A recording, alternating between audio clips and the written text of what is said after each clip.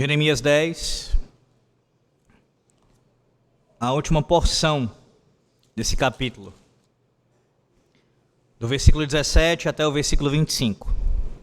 Jeremias 10, do versículo 17 até o versículo 25.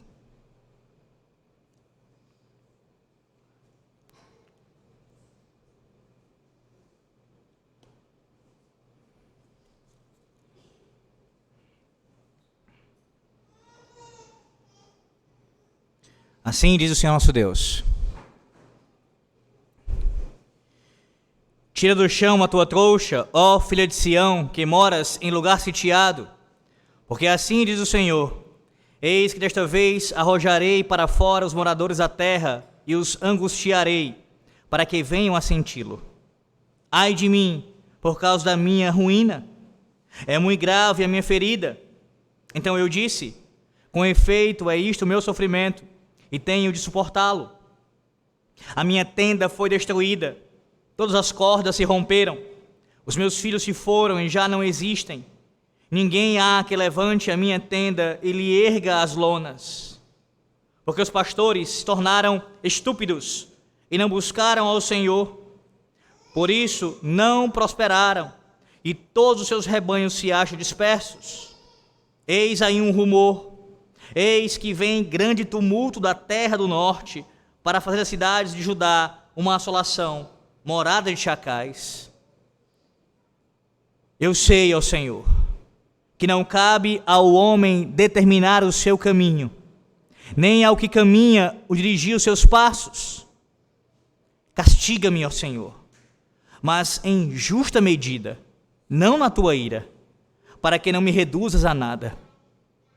Derrama a tua indignação sobre as nações que não te conhecem e sobre os povos que não invocam o teu nome. Porque devoraram a Jacó, devoraram-no, consumiram-no e assolaram a sua morada. Amém. Uma das coisas que nós mais tentamos evitar em nossas vidas é o sofrimento. Fazemos o que é possível e até tentamos o impossível para evitar todo e qualquer tipo de sofrimento, em qualquer área. Se pudermos evitar o sofrimento, nós assim iremos fazer. Nessa noite, você é lembrado que a sua vida, assim como a minha, não pertence a você. A minha vida não pertence a mim, de forma nenhuma. Você não tem controle sobre o que acontece sobre você. Você não tem como determinar o que vai acontecer no seu caminho, nos seus passos. O versículo 23 é muito claro quanto a isso. O texto diz: eu sei, ó Senhor, que não cabe ao homem determinar o seu caminho, nem o que caminha o dirigir os seus passos. Você não tem controle. Mas que você tente, se organize, e de fato tem que fazer isso, é claro, ser prudente. Mas mais que você tente dominar as circunstâncias, isso não está de acordo com o seu domínio. Coisas podem, e por vezes acontece, fugir aos seus planos. Acontecer de maneira diferente daquilo que você se planejou. E se você já tem alguma experiência de vida, sabe muito bem do que eu estou falando.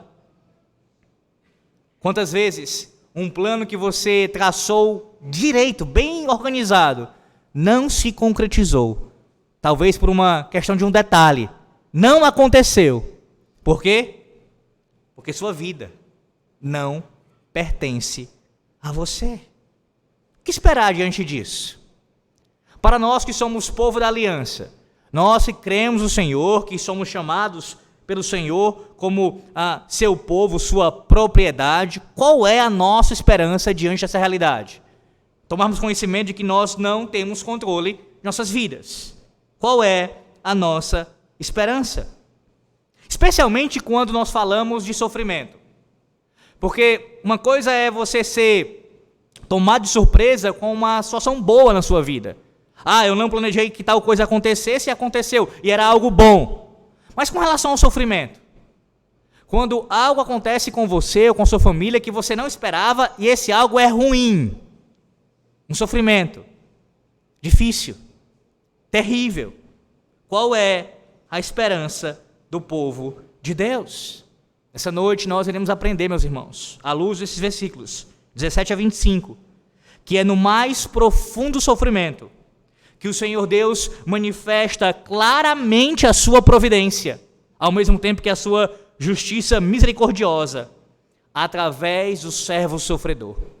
Sim, é no mais profundo sofrimento que o Senhor Deus manifesta claramente, ainda mais claramente, a sua providência e também a sua justiça misericordiosa para conosco, o seu povo, através do servo sofredor, através daquele que se identifica com o seu povo, através daquele que toma o lugar do seu povo, através daquele que conhece muito bem o sofrimento do seu povo, o nosso Redentor, o Senhor Jesus Cristo. Veja novamente o texto.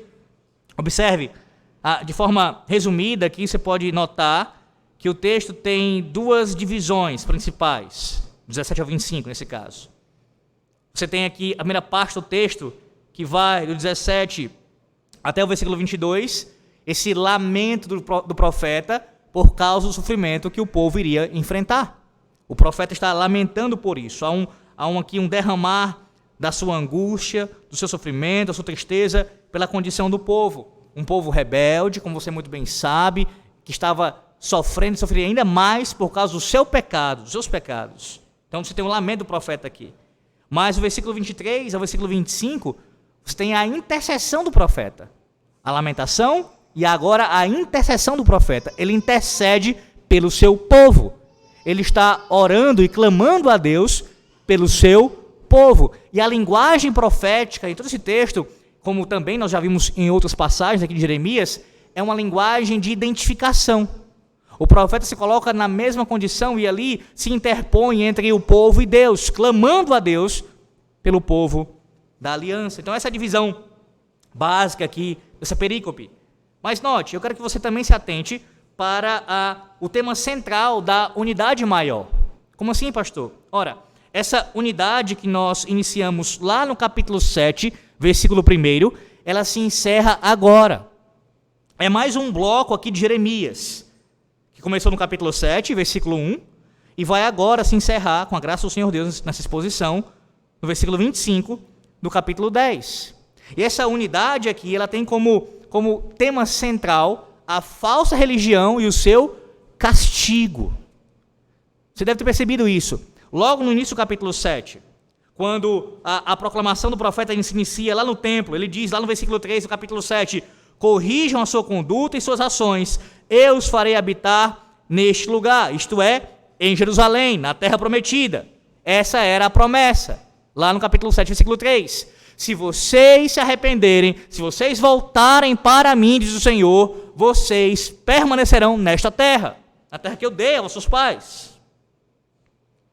Contudo, meus irmãos, ao passo que vocês vão lendo o texto sagrado e ouvindo as exposições da palavra do Senhor Deus, você percebe claramente que o povo não se corrigiu. Pelo contrário, continuou cada vez mais rebelde em sua conduta. Logo, a unidade aqui maior, esse bloco do 7 ao 10, termina com Deus mandando-os juntar seus pertences, porque ele estava prestes a expulsá-los da terra. Percebe? Se arrependerem, vocês permanecerão aqui. Como não fizeram, o bloco termina, o capítulo 10, anunciando que Deus iria expulsá-los da terra, uma vez que eles continuavam em seus pecados. A ideia é essa, do versículo 17 aqui. Vamos, juntem suas coisas, peguem suas malas, comecem a enchê-las. É hora de sair da cidade. Deus está mandando Jerusalém, o seu povo, embalar tudo. Pegue e vá embora. Veja o versículo 17. Tira do chão a tua trouxa, ó filha de Sião, que moras em lugar sitiado. Meus irmãos, a ordem aqui é alarmante. E ela é imediata. Façam isso logo. Há um comentarista que diz o seguinte sobre essas palavras. Certo comentarista diz: de repente, acontece a grande queda do pináculo para as profundezas. Do pensamento de Israel como um tesouro do próprio Deus, para a patética cena deles, deixando as ruínas como um refugiado, indo para a estrada. Meus irmãos, o profeta aqui parece estar descrevendo a situação no meio de um cerco mesmo. Talvez quando Jerusalém foi sitiada lá em 597 a.C. Aqui ele está preparando o povo de Deus para a deportação. Ela não tinha acontecido ainda, mas a linguagem já é nesses termos, de tão certa que ela era. E veja como ele descreve isso. Os refugiados seriam os próprios carregadores das suas malas. Há um estudioso que diz que murais do antigo Oriente Próximo retratam longas filas de cativos sendo levados para o exílio, geralmente acorrentados um ao outro pelos tornozelos. Foi exatamente o que aconteceu. Cada prisioneiro carregava todos os seus bens terrenos sobre a cabeça, embrulhados numa trouxa de tecido. Meus irmãos, que coisa vergonhosa. O povo que herdou a terra do próprio Deus, que havia sido grandemente abençoado pelo Senhor, recebendo a sua herança, agora teria que abandoná-la, deixá-la envergonhados para uma terra distante, para uma terra que era de um povo rebelde à lei de Deus, à palavra de Deus. Não há tempo a perder, veja o versículo 18. Porque assim diz o Senhor: eis que desta vez arrojarei para fora os moradores da terra e os angustiarei para que venham a senti-lo. A profecia aqui ela traz uma ideia de um juízo que é súbito, que é violento. Veja, a palavra arrojarei no seu original é a ideia de catapulta. É como se Deus estivesse dizendo o seguinte: eu vou catapultá-los para o cativeiro. Veja como essa imagem é violenta, é forte, de guerra mesmo. Vou colocar vocês nesse instrumento e vou jogá-los para lá, para o cativeiro. Tudo que ficar para trás será devastado. As forças babilônicas estão começando a se mobilizar.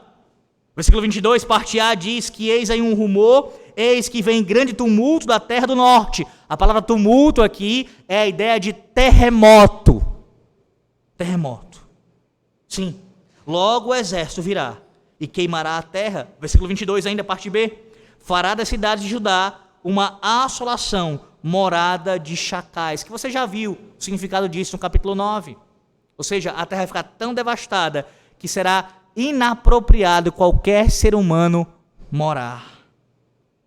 Meus irmãos, quando o povo de Judá marchar para o cativeiro com suas trouxas sobre suas cabeças, as cidades que deixarem para trás só serão apropriadas para animais selvagens. O juízo de Deus, novamente, é aqui relatado em termos bastante violentos contra o seu povo.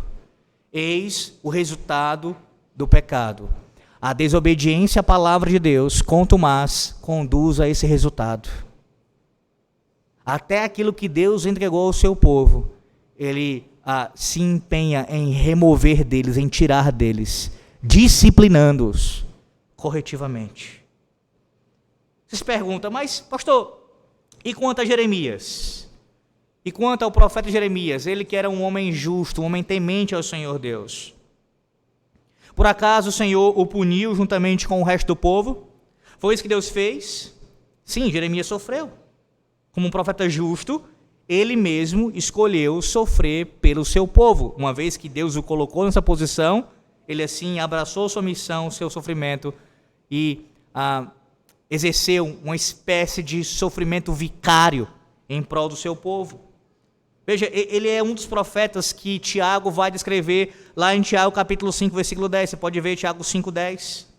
Irmãos, tomai por modelo no sofrimento e na paciência os profetas, os quais falaram em nome do Senhor. Exatamente o que Jeremias também fez. Ele exerceu uma solidariedade absoluta com o seu povo. Como diz o capítulo 8 de Jeremias, versículo 2. Estou quebrantado pela ferida da filha do meu povo, estou de luto. Jeremias estava quebrantado. Ele tinha que suportar o sofrimento do seu povo. como sendo os seus próprios sofrimentos. Sim, ele não fala somente por si. Jeremias usa uma linguagem, como eu já expliquei, uma linguagem de identificação. Ele fala por toda a nação, ele se identifica com a nação. Veja como isso é claro. No versículo 20, há uma expressão aqui que ele utiliza: os meus filhos se foram e já não existem. Lá no capítulo 16 de Jeremias, que nós não chegamos ainda, nós veremos que havia uma ordem para Jeremias não se casar e nem que tivesse filhos. Você se pergunta, mas pastor, como é que agora, no versículo 20 do capítulo 10, ele fala nesses termos: os meus filhos se foram e já não existem? Ora, novamente, é uma linguagem de identificação com o seu povo. Pais perderiam os seus filhos. E o representante do povo aqui, Jeremias, esse intercessor, esse profeta que sofre um sofrimento vicário, se identifica com essa perda. Por isso ele usa essa linguagem aqui de pais perdendo os seus filhos. Esse texto, ele nos descreve 3 tipos aqui de aflições que foram esmagadoras para Jeremias. Aflições que o povo enfrentou e que ele, como seu intercessor e seu representante, aquele que se identifica com o povo, também teve que enfrentar. Qual foi o primeiro sofrimento que Jeremias teve que enfrentar? Veja, ele foi ferido fisicamente. Jeremias foi ferido fisicamente.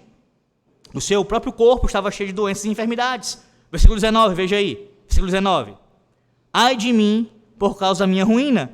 É muito grave minha ferida. Então eu disse, com efeito, é isto meu sofrimento, e tenho de suportá-lo. Meus irmãos, a vida com Deus, a vida de fé, nem sempre é uma vida de saúde e felicidade. Mesmo sendo justo, mesmo sendo um profeta temente ao Senhor Deus, Jeremias foi afligido com uma ferida incurável. Ele sofreu fisicamente pelo seu povo. Em segundo lugar, ele também foi ferido domesticamente. Versículo 20.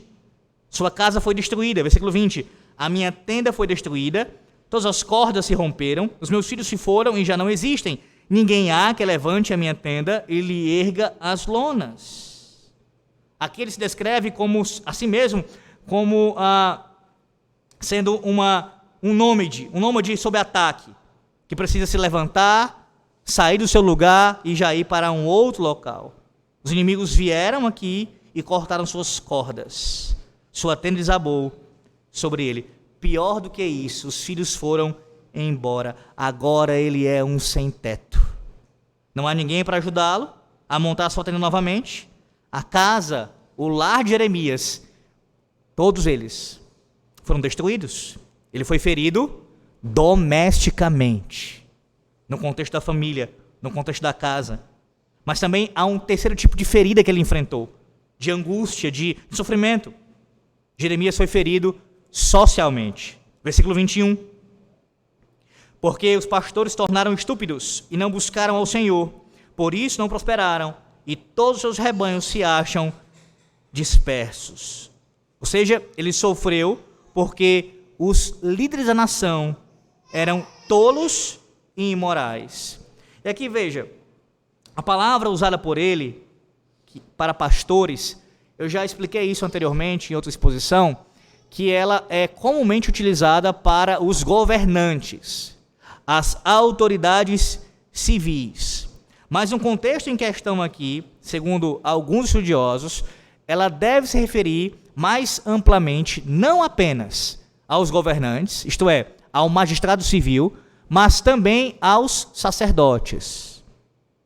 O que Jeremias tem em vista aqui são 2 grupos: a liderança tanto civil como a liderança eclesiástica.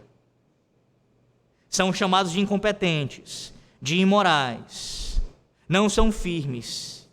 E meus irmãos, quando os pastores não pastoreiam, e aqui entenda isso como magistrado civil e presbíteros, liderança eclesiástica, o rebanho se espalha. Quando a liderança não se posiciona e não lidera como Deus ordena, o rebanho se espalha. Jeremias foi ferido física, doméstica e socialmente, juntamente com o povo da aliança. Seu chamado como profeta de Deus não o livrou do sofrimento. Na verdade, o destinou para ele. Quão contrária é a ideia, contrária ao ensino bíblico, a ideia de alguém ser profeta ou pregador da palavra de Deus e longe do sofrimento. Quão contrária é essa ideia? É exatamente o oposto. Não estou dizendo isso que todos os pregadores sofrem a mesma medida que o profeta Jeremias. Não é isso que eu estou querendo dizer. Mas dizer que um ministério concebido nesses termos, de estar longe, distante do sofrimento, é contrário ao ensino bíblico. Ora, se todos os cristãos são chamados a sofrer em alguma medida, quanto mais aqueles que proclamam o evangelho publicamente. Sim, os sofrimentos do profeta não são desconhecidos. Todos nós temos dificuldades físicas. Todo mundo fica doente ou se fere. Muitos, dentre o povo de Deus, passam por acidentes quase fatais ou enfrentam patologias que ameaçam a vida. Talvez seja o seu caso essa noite, tendo que lidar com uma questão física, algum tipo de doença, algum problema. Alguns vivem sob a ameaça de uma doença grave, que pode voltar a qualquer momento. Outros convivem com enfermidades crônicas, que o atormentarão até a morte, sim, até a morte. E isso não significa necessariamente que a pessoa tenha menos fé, mas que Deus, em sua providência, assim o quis, para a nossa maior santificação, para nós nos debruçarmos ainda mais em oração, conhecimento do Senhor, dentre outras coisas. Deus manifesta a sua glória no sofrimento físico do seu povo. Também há os problemas domésticos. Algumas pessoas, talvez seja o seu caso aqui nessa noite, não sabem onde vão morar, ou com quem vão morar. Alguns se tornam até mesmo por um tempo sem um lugar fixo para estarem residindo. Outros se sentem tão sozinhos no mundo que ficam assim, com essa sensação, quando perdem alguém querido. Ficam sem seus pais, se acham assim, abandonados. Outros perderam seus filhos, amigos, e os anos vão passando e a sensação é essa, de estar sozinho.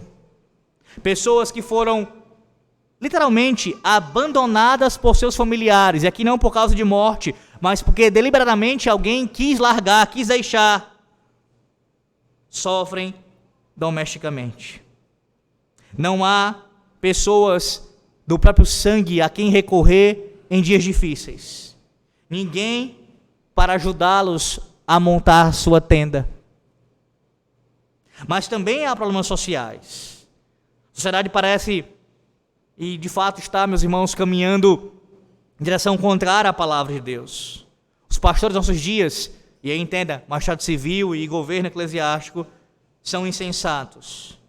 Eu pergunto a você nessa noite, existe algum político que demonstre coragem, sabedoria, integridade e justiça? Existe?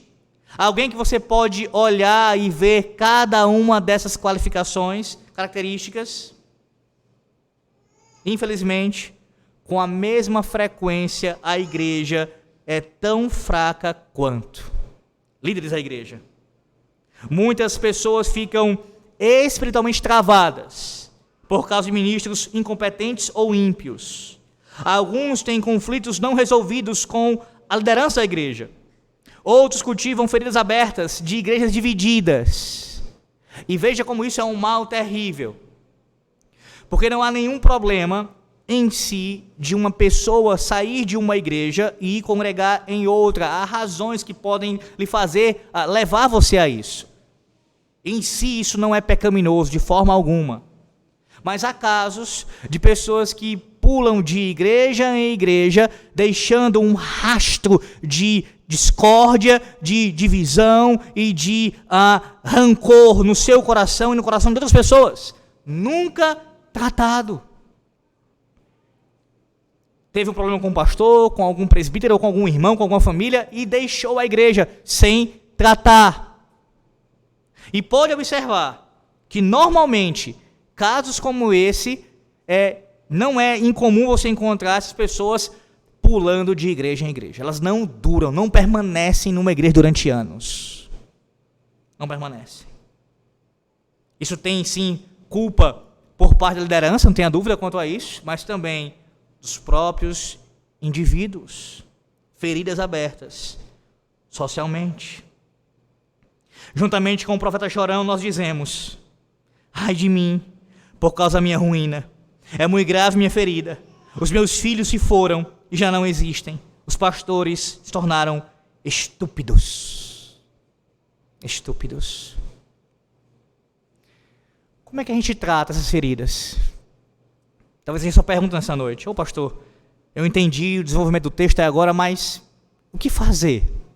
Quando eu estou ferido fisicamente, domesticamente e socialmente, ou pelo menos em uma dessas áreas, eu estou ferido. Qual é a resposta do Senhor Deus para isso?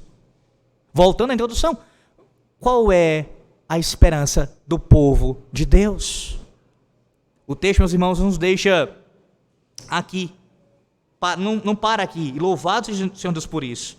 Se Jeremias, capítulo 10, tivesse apenas 22 versículos, de fato, seria algo que nos conduziria ao desespero, se a gente parasse aqui. Mas não é o que acontece.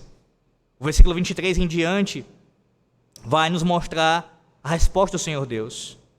Há um comentarista que diz o seguinte sobre essa questão de se Jeremias parasse aqui no versículo 22. Ele diz assim, uma aceitação fatalista de doença ou ferimento terminal, um único viajante no deserto lutando com uma tempestade, um desamparado rebanho abandonado por pastores incompetentes. Seria o quadro para nós se Jeremias parasse no versículo 22. Porém, Jeremias não era um fatalista. O fatalista, meus irmãos, ele acredita que o que tiver que acontecer, acontecerá. E nada que você faça ou deixe de fazer fará qualquer diferença. Então, o fatalista, ele para em Jeremias 10, 22 e desiste da vida. Um fatalista vive sem esperança. Um fatalista não crê que Deus seja bom ou que a vida tenha algum significado. Um fatalista não quer curar as feridas. Ele gosta de vitimizar, de deixá-las abertas, só falando do seu sofrimento. Mas o profeta Jeremias não era um fatalista. Os 3 últimos versículos aqui de Jeremias 10. Ele vai ao Senhor em oração. Ele recorre àquele que pode estancar a ferida. Ele vai àquele que pode curar a sua dor. Ele recorre ao único que pode tratar cada um dos seus sofrimentos e do seu povo. Ele leva seus problemas físicos, domésticos e sociais até o trono da graça. Ele ainda chora sim, mas não está sentindo pena de si mesmo, como muitos aqui. Não, ele se lança sobre a providência e a justiça misericordiosa de Deus. Quando eu falo isso, muitos aqui, irmãos, não entenda mal não. De fato, todos nós, em alguma medida, temos inclinação para nos vitimizarmos. A gente enfrenta o sofrimento e ficamos com esse tipo de pensamento. Coitado de mim, como eu estou sofrendo. Não é esse o caminho do povo da aliança.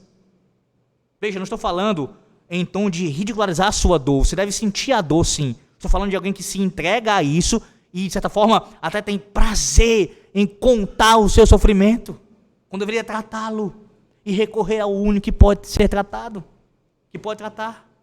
Então, qual é a resposta aqui? A oração de Jeremias, que evidencia, primeiro, ele se lançando à providência de Deus, e segundo, ele confiando na sua justiça misericordiosa. Primeiro, veja a providência do Senhor Deus, versículo 23. Veja como é que ele inicia essa oração, se lançando sobre a providência. Versículo 23. Eu sei, ó Senhor, que não cabe ao homem determinar o seu caminho, nem ao que caminha dirigir os seus passos. Esse versículo, ele é um eco do livro de Provérbios, que temos lido aqui sequenciadamente. Capítulo 16 de Provérbios, veja, capítulo 16, versículo 9.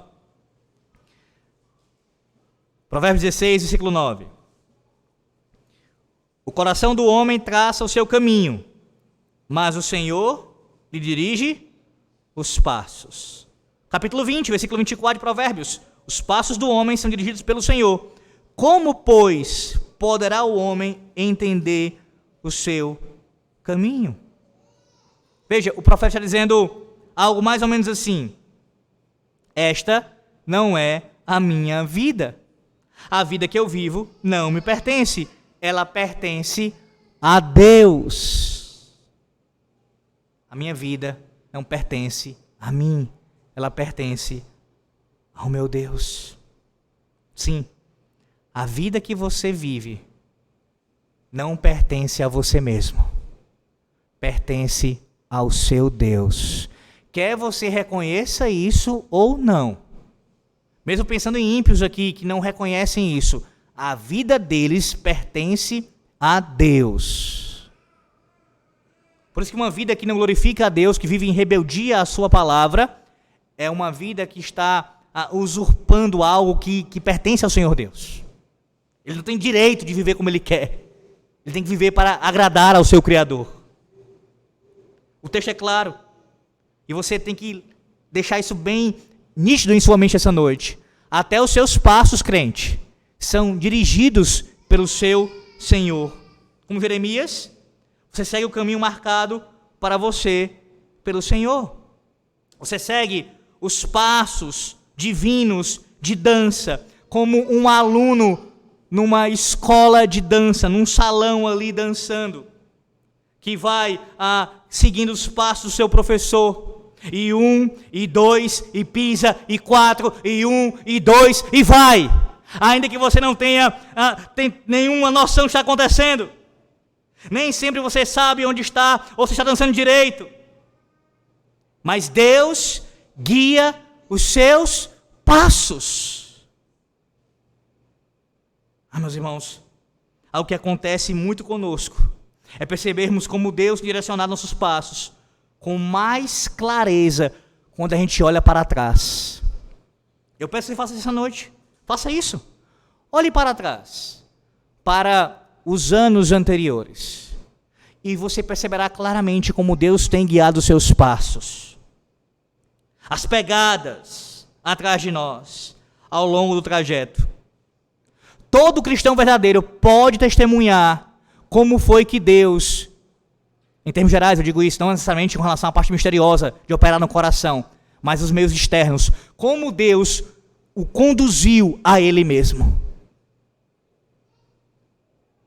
Talvez tenha nascido na fé, nascido já no contexto de um lar cristão, e logo cedo pastor, na minha idade, na tenra idade, eu já comecei a crer no Senhor, já criei no Senhor. E nunca deixei de temer ao Senhor.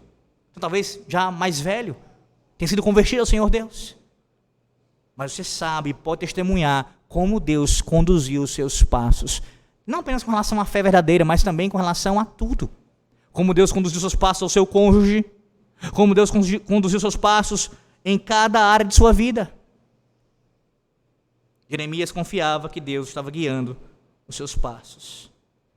Mesmo quando parecia que estava na pista de dança com os 2 pés esquerdos, que é o nosso caso muitas vezes, ele confiava que o seu parceiro de dança sabia o que estava fazendo.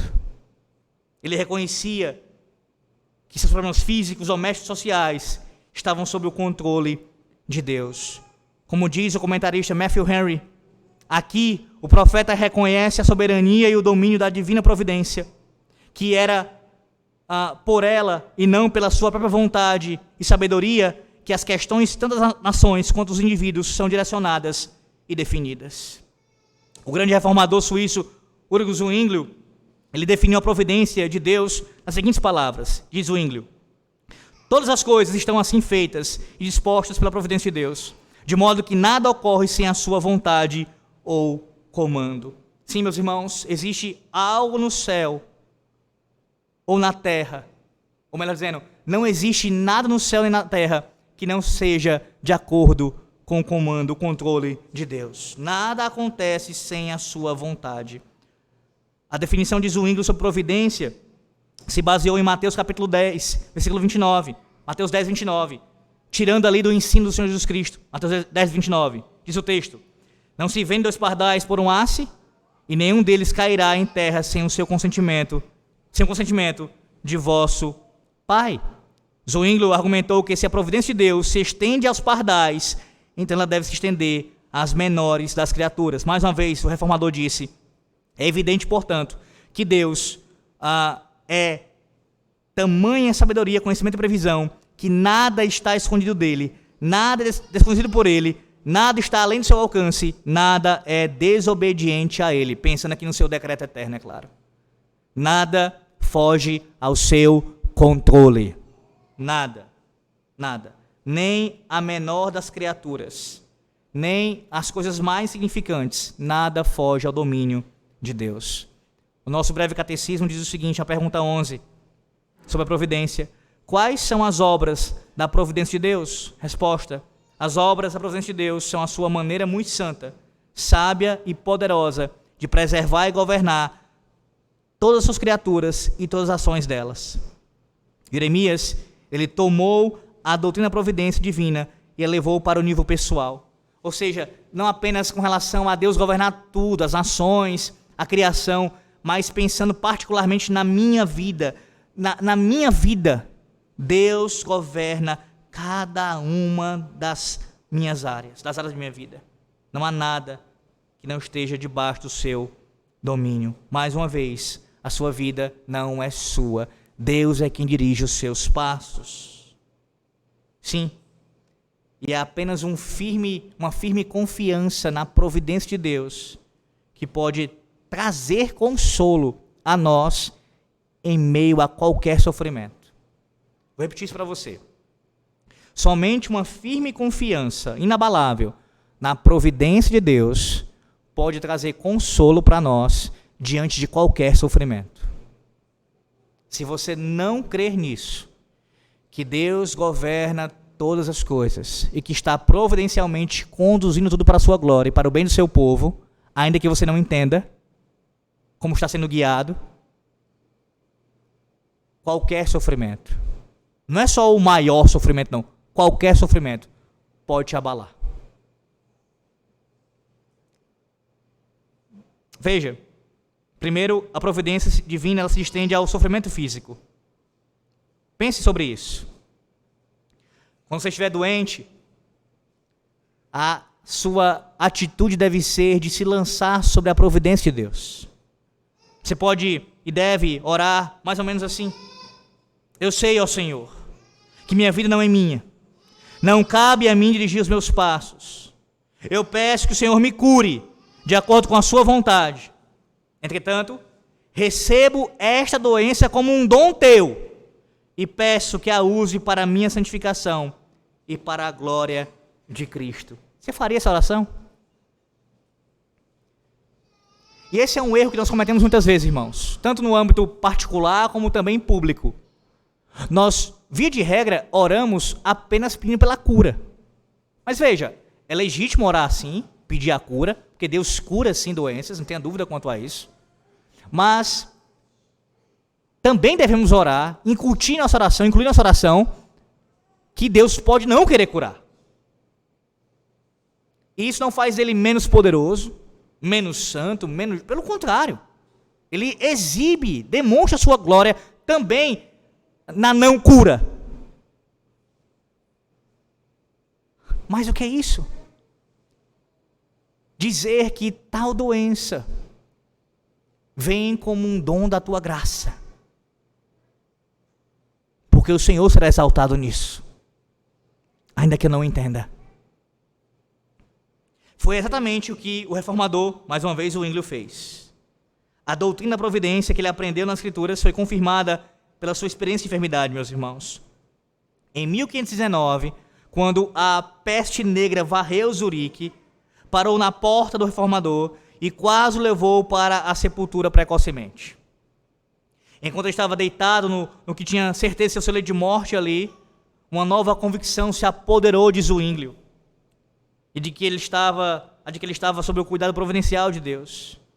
Ele confiava que Deus estava tão completamente no controle da situação que ele não tinha nada a temer, independentemente do que acontecesse, se ele vivesse ou se ele morresse. Quando se recuperou, ele escreveu um poema sobre sua total rendição à providência de Deus. Escute o poema, após Deus curá-lo daquela doença. Ajuda, Senhor Deus, ajuda neste problema. Eu acho que a morte está à porta. Defenda-me, Cristo, pois tu a venceste. Para ti eu clamo. Se é a tua vontade, tira a seta que me fere e que não me deixa ter uma hora de descanso ou repouso. Se, porém, é tua vontade que a morte me leve, no meio dos meus dias, que assim seja. Faça o que quiser, nada me falta. Teu vaso eu sou para moldar ou quebrar completamente.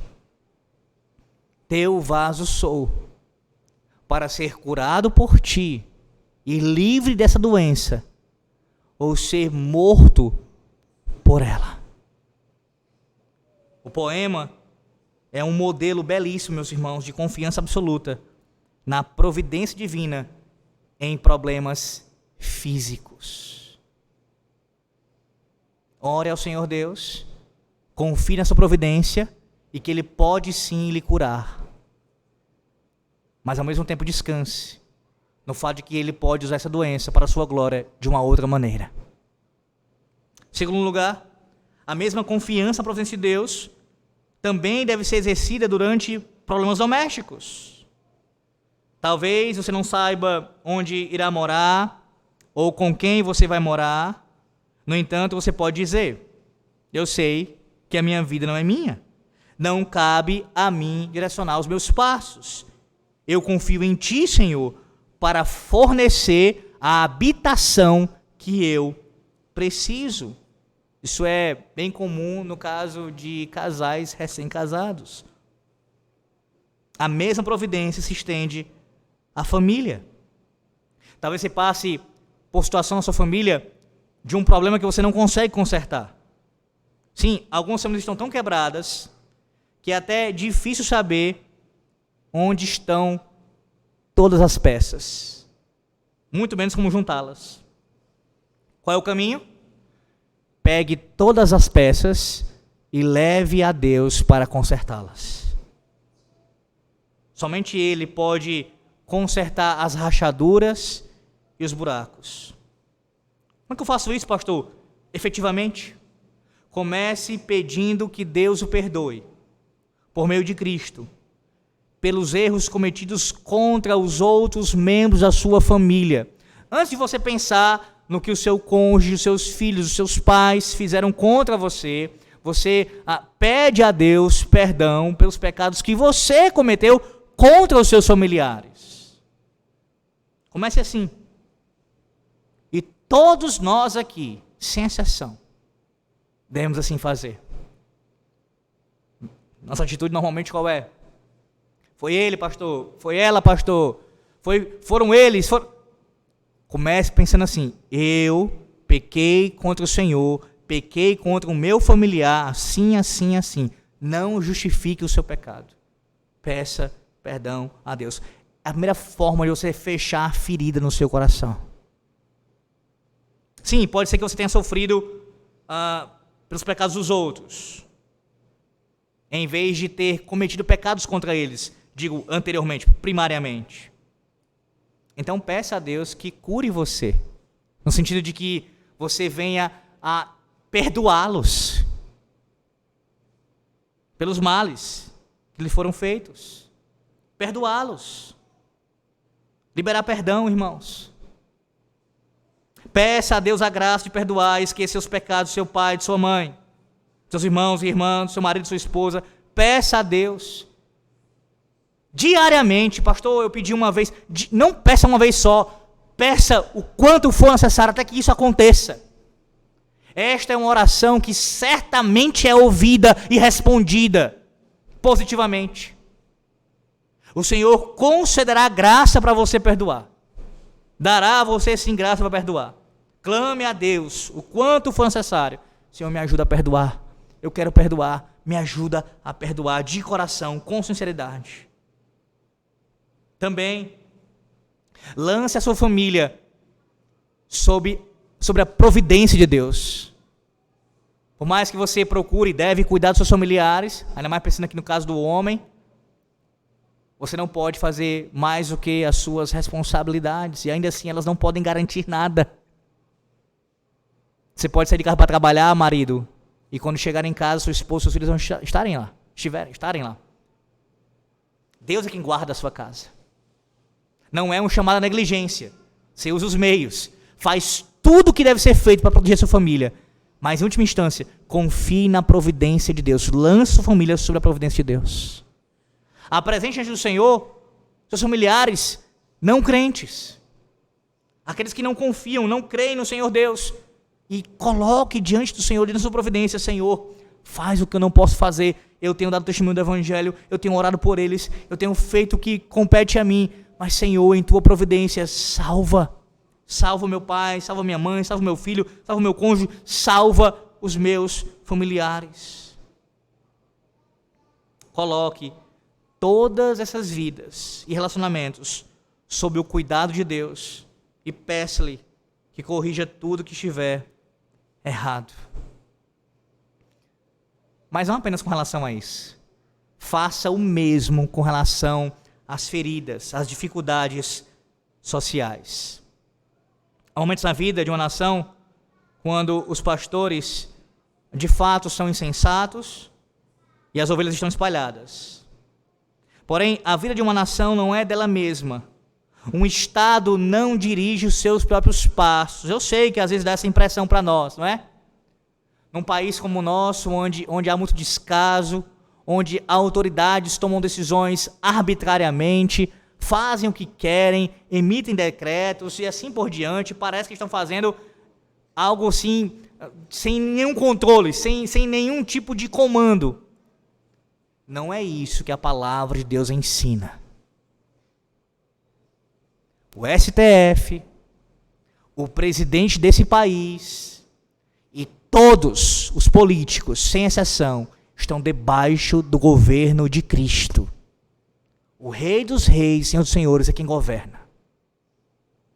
Estão debaixo do seu governo. Bem como também a nossa igreja, meus irmãos.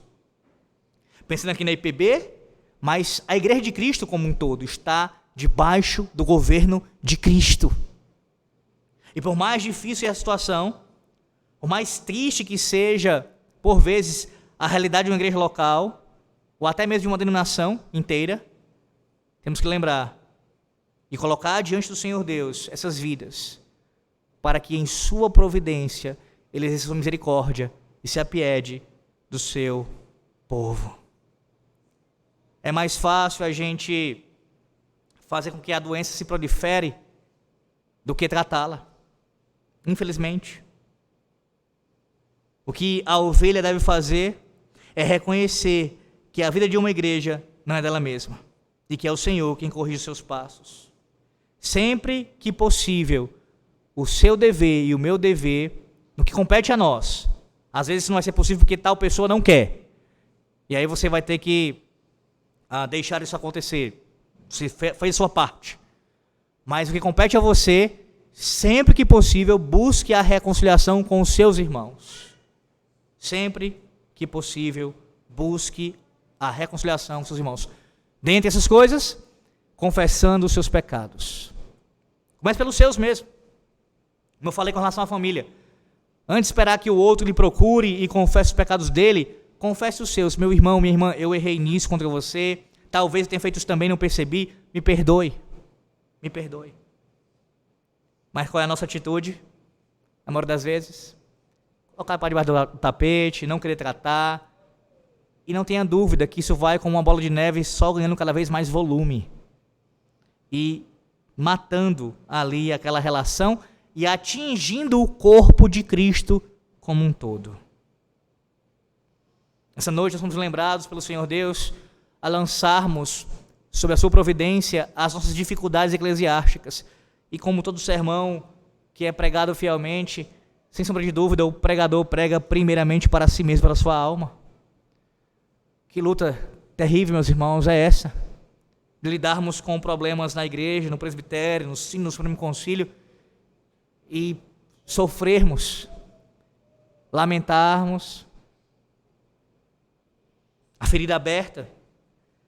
Mas Deus nos chama a nos lançarmos para a sua providência. Deus tem conduzido a sua igreja, tem cuidado do seu povo. Ele ama a sua igreja. Ele cuida da sua igreja. Ele protege o seu povo. E assim nós, que fazemos parte do seu povo, devemos exercer também esse amor para com os nossos irmãos. Em segundo lugar, chegamos agora à parte final do sermão. Não apenas Deus responde a nós, ao nosso sofrimento, à nossa angústia, com a sua providência, mas também com a sua justiça misericordiosa. Sim, Jeremias fez mais uma coisa importante, meus irmãos. Ele não apenas lançou seus problemas sobre a providência de Deus, ele também lançou sobre a justiça misericordiosa de Deus. Versículo 24.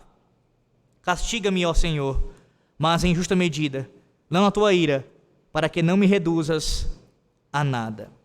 Quero que você observe que há dois tipos de justiça aqui sendo mencionados. Dois tipos. O primeiro é um tipo destrutivo. O outro é um tipo corretivo. Jeremias, ele não queria ser punido pela justiça irada de Deus. Ele orou da mesma forma como o rei Davi orou. Lá no Salmo 6, verso 1. Senhor, não me repreendas na tua ira, nem me castigues no teu furor. Não, o texto não está dizendo, nem no Salmo 6, nem aqui em Jeremias capítulo 10, versículo 24, que Deus ele está sujeito a emoções, como se ele tivesse como cair numa ira incontrolável, que ele fosse tomado pela sua ira, como acontece conosco. Não, não é isso. Pelo contrário. A ira de Deus é a sua determinação pura e justa de punir o pecado. Deus se ira de forma justa, e ele, quando se ira, faz isso na medida precisa, necessária. Não tenha dúvida quanto a isso. Porque o texto que nos ensina é que Jeremias ele reconheceu que se Deus o punisse na sua justiça, ali em sua ira, ele seria reduzido a nada. A justiça estrita exige a destruição do pecador. E aí veja, ele a menciona sim. Ele menciona a justiça que é punitiva, no sentido mesmo de destruição. Versículo 25. Mas veja para quem ele menciona isso, no versículo 25. Derrama a tua indignação sobre as nações que não te conhecem, e sobre os povos que não invocam o teu nome.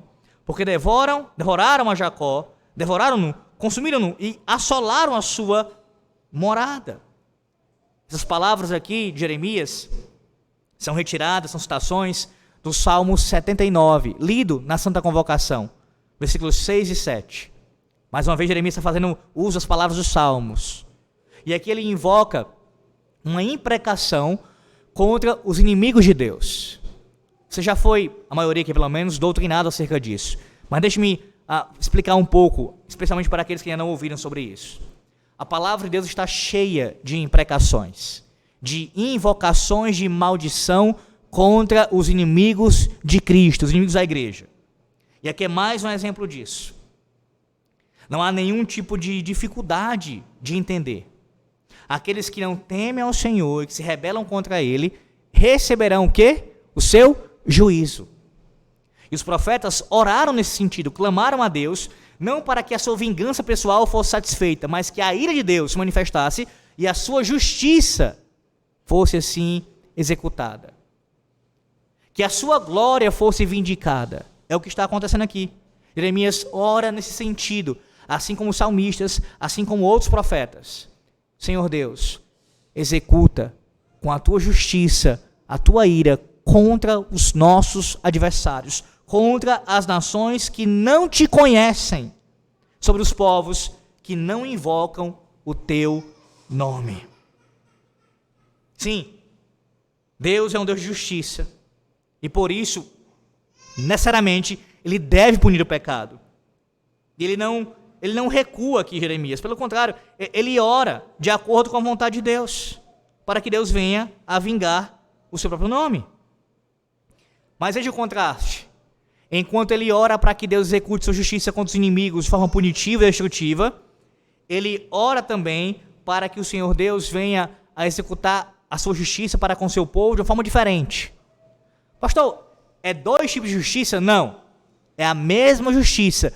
Só que quando Deus aplica ao seu povo, é como um pai que aplica ao seu filho. É uma disciplina. Ela vai na medida certa. Não é para matar o filho. Ele não extrapola. Ele não vai além. Ele não deixa o filho numa condição de quase morto ou de morto. Não. Ele pune para corrigir na medida certa. É uma disciplina amorosa. É uma disciplina que edifica. É uma disciplina que auxilia o seu povo para torná-lo ainda mais obediente. Nesse caso, tirar a desobediência e conduzi-la à obediência. É uma justiça misericordiosa. Misericordiosa. Ele orou, o profeta, da mesma forma que Davi, novamente, Salmo 118, verso 18. O Senhor me castigou severamente, mas não me entregou à morte. Deus não havia derramado sua ira contra Davi de forma a destruí-lo, a reduzi-lo a nada. Davi foi castigado, mas não destruído. Da mesma forma, Jeremias ora aqui: Senhor, nos corrige, castiga o teu povo, exerce tua justiça, mas com misericórdia, para que não sejamos reduzidos a nada. Qual é a base dessa justiça misericordiosa? Como Deus pode exercer justiça, punir o pecado e ao mesmo tempo exercer misericórdia? E pensando aqui na antiga aliança mesmo, já aqui na antiga aliança. É claro que aqui ainda profeticamente, apontando para a obra que seria ainda realizada. Mas como é? Qual é a resposta? Ora, a base do juízo corretivo de Deus é a morte e a ressurreição do Senhor Jesus Cristo. Na cruz de Cristo, podemos contemplar a justiça e a misericórdia sendo anunciadas a todos. Meus irmãos, se Cristo não tivesse morrido pelos nossos pecados, não tenha nenhuma dúvida que nós só receberíamos da parte do Senhor Deus a sua justa destruição. Mas Cristo, e louvado seja Deus por isso, morreu pelos nossos pecados. E aí Deus aplica a sua justiça corretiva. Pastor, mas aqui no dia de Jeremias não tinha acontecido ainda. Sim, mas isso aconteceria. Eles criam na promessa. Eles criam na vinda do Messias. Na promessa de que Deus iria sim perdoar o seu povo, todos os pecados, por meio do seu Redentor. Confiando nisso. Não numa justiça própria deles, mas a justiça de outro. Assim Jeremias ora e confia no Senhor Deus. Os sofrimentos aqui, meus irmãos, do profeta, eles são um lembrete da graça da cruz. Eles mostram como o nosso Senhor Jesus Cristo, ele levou nossa destruição sobre si. Eles expõem claramente a obra da salvação. Quando você escuta desse pregador que Jeremias é um profeta que se identifica com o seu povo, você tem que entender da seguinte maneira: Jeremias apontava para aquele, o único, que se identificou com o seu povo perfeitamente. Jeremias fez isso, mas Jeremias era um pecador também. Também, ainda que não estivesse na condição do povo, em rebeldia a Deus, mas também precisava de perdão.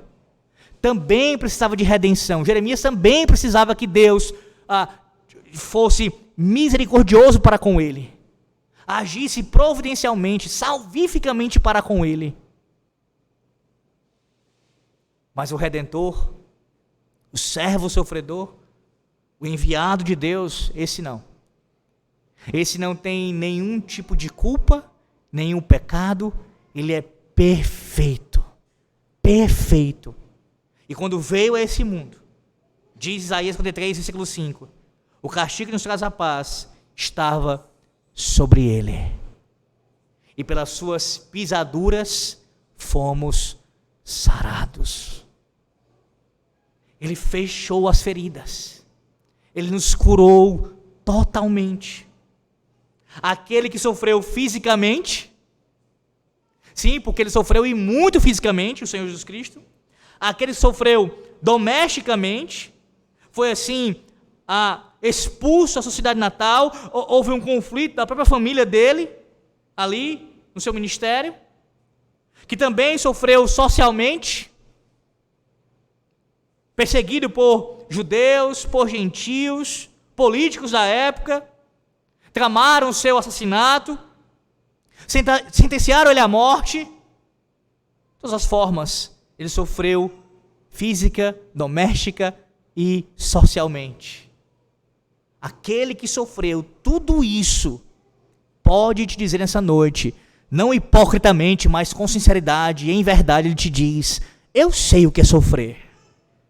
Eu sei o que é enfrentar cada uma das dificuldades que você enfrenta na sua vida. Eu sei o que é isso, diz o Senhor Jesus Cristo na sua palavra.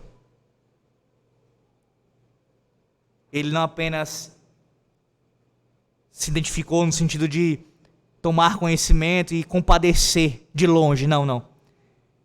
Ele tomou sobre si, assumiu o nosso lugar. A sua identificação é tal, e muito mais profunda que a de Jeremias, que ele assumiu o nosso lugar. O nosso lugar.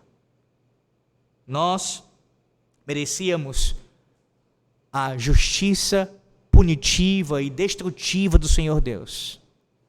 Mas em Cristo, sabe o que você recebe? Por causa dos seus pecados, sabe o que eu recebo quando eu peco contra Deus?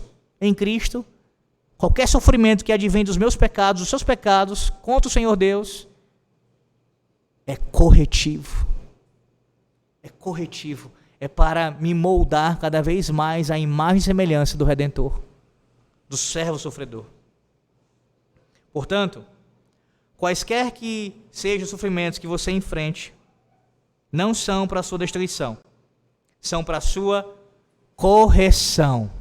Para a sua correção. Nessa noite, você é lembrado, a sua vida não pertence a você. Pastor, mas eu estou sofrendo nesse momento da minha vida, não foi por um pecado específico que eu cometi. Ainda assim. Ainda não ter sido nessa situação, eu cometi esse pecado e por isso estou sofrendo. Ainda assim, o sofrimento que vem, mesmo que tenha sido por um pecado seu específico, ainda assim, é Deus, na sua providência e com a sua justiça misericordiosa, conduzindo isso, esse sofrimento todo, para a sua glória e para o seu bem. Ainda que você não conheça os passos. Eu encerro com Hebreus, capítulo de número 12. Vá para Hebreus 12, versículos 7 ao 11.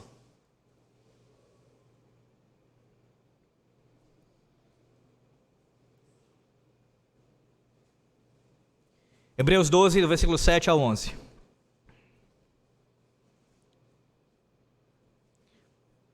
Veja o que o autor diz aqui sobre como nós devemos receber a misericordiosa justiça corretiva de Deus. Hebreus 12, versículos 7 a 11. Assim diz o Senhor: é para a disciplina que perseverais. Deus os trata como filhos, pois que filho há que o pai não corrige? Mas se estáis sem correção, de que todos se têm tornado participantes, logo sois bastardos e não filhos. Além disso, tínhamos nossos pais segundo a carne, que nos corrigiam e os respeitávamos. Não havemos de estar em muito maior submissão ao Pai espiritual, e então viveremos? Pois eles nos corrigiam por pouco tempo, segundo melhor lhes parecia. Deus, porém, nos disciplina para aproveitamento, a fim de sermos participantes da sua santidade. Toda disciplina, com efeito, no momento não parece ser motivo de alegria, mas de tristeza. Ao depois, entretanto, produz fruto pacífico aos que têm sido por ela exercitados, fruto de justiça. Em Cristo, todo sofrimento é visto à luz disso. Eu sou filho de Deus. E se Deus levanta a vara para me corrigir, é um sinal da minha filiação. Do contrário, seria um bastardo. Não alvo do seu amor, mas do seu desprezo. Louve a Deus por isso, porque é no mais profundo sofrimento que o Senhor manifesta claramente, ainda mais claramente, a sua providência e a sua justiça misericordiosa, através do servo sofredor, daquele que se identifica e toma o lugar do seu povo para sofrer por nós. Amém.